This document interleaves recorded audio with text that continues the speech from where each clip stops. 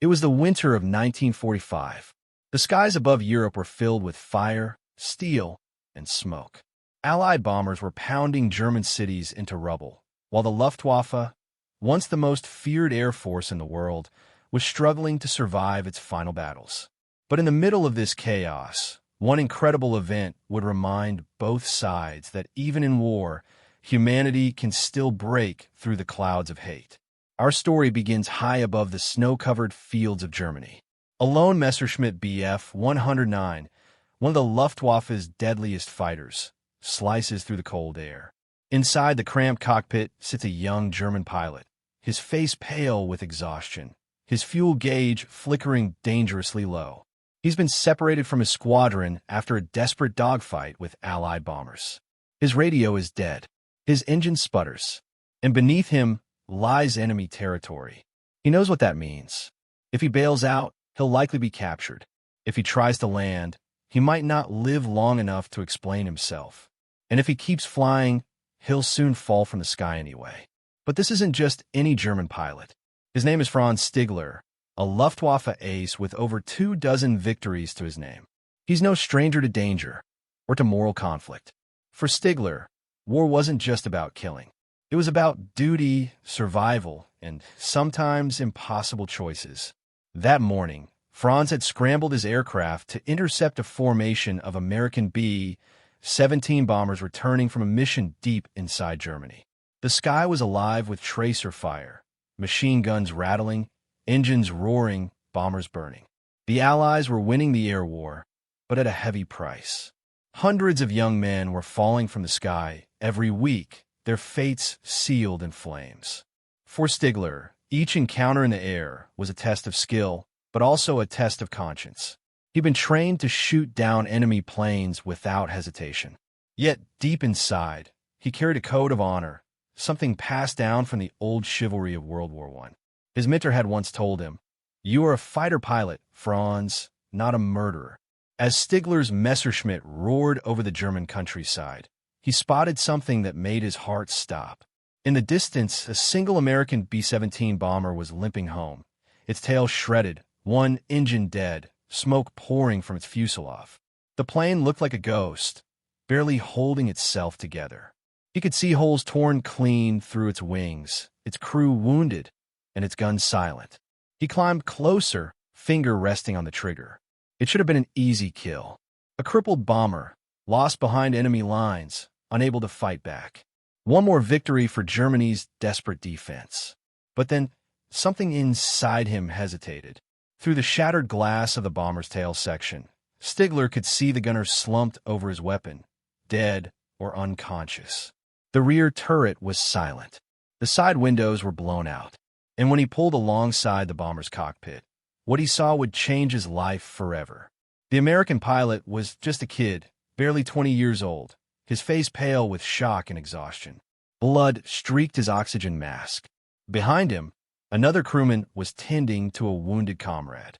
They weren't soldiers anymore. They were survivors, clinging to life in a flying coffin. Stigler's finger left the trigger. He should have fired. He should have finished the job.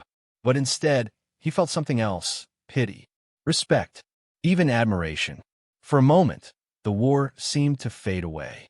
There was no Germany, no America, no hatred. Just two men, high above the world, separated by a few feet of metal and glass, and bound by something far more powerful than orders.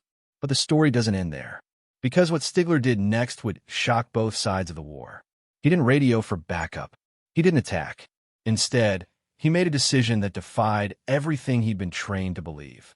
As the crippled B-17 struggled toward Allied lines, the Luftwaffe ace tucked his Messerschmitt in close beside it, wingtip to wingtip, protecting his enemy from his own people. And for the next few minutes, one of the strangest sights of World War II unfolded across the frozen German sky. A German fighter escorting an American bomber to safety. But who was the man inside that dying B-17? What was his mission?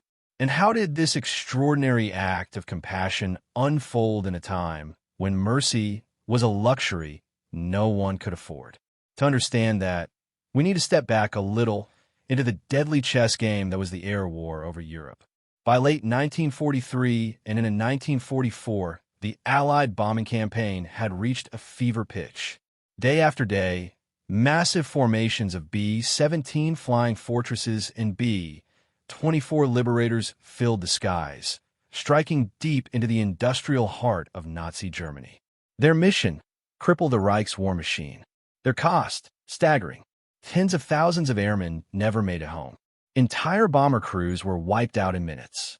The Luftwaffe, though dwindling, was still viciously effective, its pilots among the best in the world. Dogfights often ended in seconds. Parachutes dotted the sky like snowflakes. 4 American pilots like Charlie Brown, a 21-year-old farm boy from West Virginia, and a man inside that damaged bomber. Survival depended on luck, teamwork, and sheer willpower. Brown had taken off that morning with 9 other men aboard a B-17 called Ye Olde Pub. Their target: a factory deep in the heart of Bremen, Germany. It was supposed to be a routine mission, but nothing about that day would be routine. The flak over Bremen was so thick, one crew member later said, you could walk on it. Shells tore through the formation. Enemy fighters swarmed in like hornets. One by one, American bombers went down in flames. And when it was over, only one, barely, remained in the air. That was Charlie Brown's B-17, and it was headed straight for destiny. The B-17 Ye Olde Pub was dying. Its fuselage was ripped apart, oxygen lines shredded, and one of its 4 engines gone. The nose was blown open. The tail section, half torn away, rattled violently as the bomber limped through the clouds. Inside, the crew was a mess of blood, smoke, and disbelief. Charlie Brown's co-pilot had passed out from blood loss. The navigator's hands were frozen stiff. 2 gunners were dead. The rest were barely holding on. The intercom was destroyed, forcing them to shout over the roar of the remaining engines. They had done their job, they'd hit the target, but at a cost so high that no one expected to make it back. Brown's only thought was survival. He tightened his grip on the controls, his mind racing. Could they reach the North Sea? Could they at least make it far enough to bail out over friendly territory? But the bomber wasn't flying. It was crawling through the sky, bleeding altitude and speed. Then Brown saw something glinting in the sunlight. A shape, sleek and gray, slicing through the clouds. A German fighter. His heart dropped. At first, he thought it was over. The guns were jammed, the tail was gone, and the crew couldn't even man the turrets. They were defenseless. The plane approached fast. A Messerschmitt Bf-109, one of the Luftwaffe's best interceptors. Its pilot lined up perfectly behind them. One short burst, and Ye Olde Pub would be nothing but falling metal. But the shots never came. Franz Stigler had them in his sights, but he couldn't pull the trigger. Instead, he eased his throttle and flew alongside the bomber, close enough to see the faces inside. He saw the jagged holes in the fuselage, the shattered tail gun, and the terrified eyes of the young men staring back at him. He had been taught that shooting at a helpless enemy was dishonorable. And this, what he saw before him, wasn't a battle. It was a massacre waiting to happen. Brown, meanwhile, couldn't believe what he was seeing. He thought maybe the German was toying with them, waiting for them to make a move before finishing the job. The tension inside the bomber was unbearable. Every man held his breath. Then Stigler did something no one could have expected. He gestured, first pointing downward, trying to signal that the bomber should land. But Brown shook his head. They were over enemy territory. Landing meant capture, or worse. So Stigler pointed west, toward the sea, toward England. Brown understood. The German was telling them to go home. Still wary of trick, he kept flying straight. Stigler matched his speed, staying just off the bomber's wing. Any German flak gunners below who saw the 2 planes together might hesitate, unsure if the fighter was escorting a captured bomber. It was a dangerous game, one that could get Stigler court-martialed or executed for treason. For the next 10 minutes, the 2 aircraft flew in formation, one enemy protecting another. They passed over coastal defenses, over the deadly guns that would have shredded the bomber in seconds. Stigler stayed with them until he was sure they were safe, until the dark line of the North Sea appeared beneath them.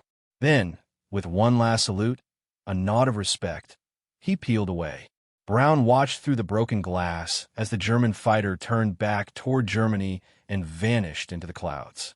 The B-17 made it home against all odds. Barely. When it landed, one wheel collapsed. The crew stumbled out in disbelief. The mechanics counted more than 300 bullet holes in the fuselage. The tail was hanging by a thread. And yet, every surviving crewman had lived to tell the story. When Charlie Brown filed his mission report, he told his superiors exactly what had happened, that a German fighter had spared them and even escorted them to safety. But his officers refused to believe it. They told him to keep quiet. "Don't mention this again," one of them warned. "You don't praise the enemy." And so, the story vanished in his silence for decades. As for Franz Stigler, he never told anyone either. He knew what would happen if word got out, that he had risked his life to save an American crew. Mercy, in Nazi Germany, was not something rewarded. He returned to his airfield that day with an empty fuel tank and a heavy heart, haunted by what he had seen. He fought until the end of the war, but that one encounter never left him. Years later, after the war ended, both men tried to move on with their lives. Charlie Brown returned to the United States, joined the Air Force again, and lived quietly for years. Franz Stigler emigrated to Canada, leaving behind the ashes of the Third Reich. For nearly half a century, neither man knew if the other had survived. Brown sometimes wondered if that German pilot had been shot down later, or if maybe he'd imagined the whole event in the chaos of war. But the story of mercy over the skies of Europe wasn't over yet. In the late 1980s, Brown began searching. He wrote letters to veteran organizations, Luftwaffe associations, anyone who might help him find the mysterious pilot who had spared his crew. The story had haunted him too long to let it fade into myth. And then, one day, a letter arrived. It was from a man in Vancouver, a man named Franz Stigler. The letter simply said, "I was the one." When they finally met in person, both men cried. There were no flags, no uniforms, no sides, just two old pilots who had shared one of the rarest experiences in war, compassion. The meeting became legendary among aviation historians. It wasn't just a story about survival. It was a story about humanity. Because in a sky full of hate, one German pilot decided that honor meant more than victory. When Franz Stigler and Charlie Brown met for the first time in 1990, it had been nearly 47 years since that day over Germany. They met not in a military base or a museum, but in a quiet living room in Florida. Brown, now gray-haired but sharp as ever, stood at the door as a man with kind blue eyes stepped inside. The two locked eyes for a long moment. Neither spoke. Then Brown said softly, "It was you." Stigler nodded. "Yes, it was me." For a moment, time folded back to that winter sky. The roar of engines, the wind, the smell of oil and gunpowder, both men could feel again. Two enemies who had once met in a war of fire and iron were now shaking hands like old friends. They spent hours talking that day. Brown told Stigler how he had fought to keep the bomber flying, how he thought his entire crew would die. Stigler explained what went through his mind as he hovered beside them, torn between duty and conscience. At one point, Brown leaned forward and said, "You could have finished us off so easily. Why didn't you?" Stigler paused. He looked down and then back up. "I couldn't," he said quietly. "I saw the faces of those men. I saw the courage it took to stay in that plane. Shooting you down would have been like shooting a man in a parachute." Brown's eyes welled with tears. Neither of them spoke for a while after that. That meeting sparked a friendship that would last the rest of their lives.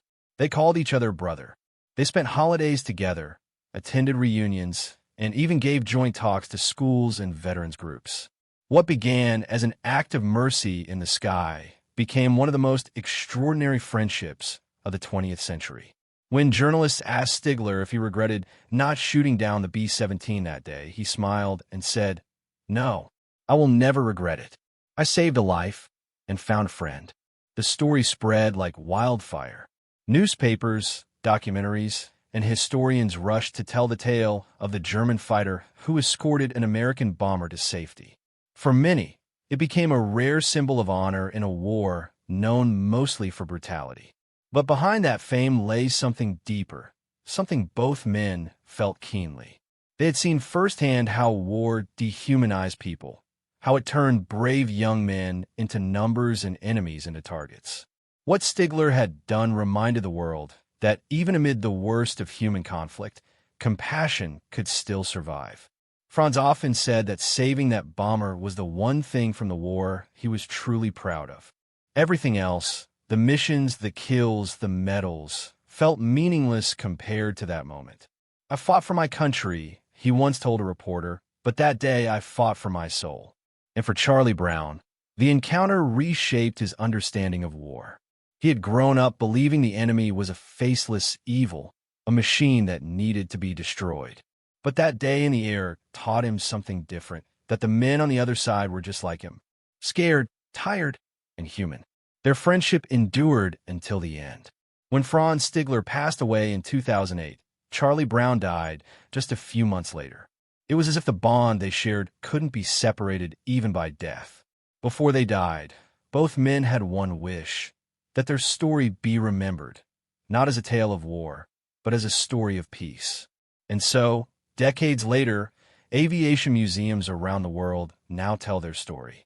At air shows, pilots retell the legend of the German ace who refused to kill. In classrooms, teachers use it to explain the moral choices of war. And online, millions have watched the grainy photos of that battered B-17 and the man who let it live. It's easy to look back at World War II and see only the violence, the bombings, the massacres, the destruction.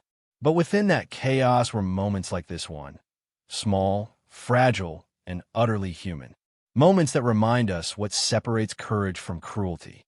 Stigler's Messerschmitt was long gone. Brown's B-17 was scrapped after the war. But in history books, their encounter lives on, as a testament to the idea that even in humanity's darkest hours, light can still break through. The incident also carried a powerful message for future generations of pilots. After the war, both men often spoke to young airmen about the responsibility that comes with power. To be a pilot, they said, is to hold the lives of others in your hands. Not just your allies, but your enemies too. And perhaps that's why their story feels so timeless. In a world that often rewards vengeance and punishes mercy, two men in 1945 dared to choose compassion instead.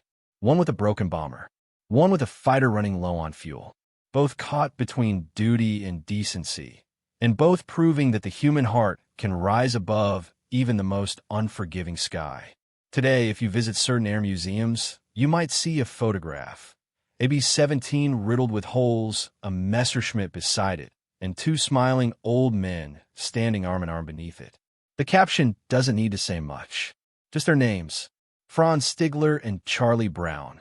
Enemies in war, brothers in peace. It said that during their final meeting, Brown looked at Stigler and said, "Franz, you're the best friend I ever had." Stigler smiled and replied, "I know." And maybe that's the most extraordinary part of this entire story. Because somewhere, high above the frozen clouds of 1945, when death seemed certain and the world had lost its humanity, two men proved that mercy, real mercy, still had wings.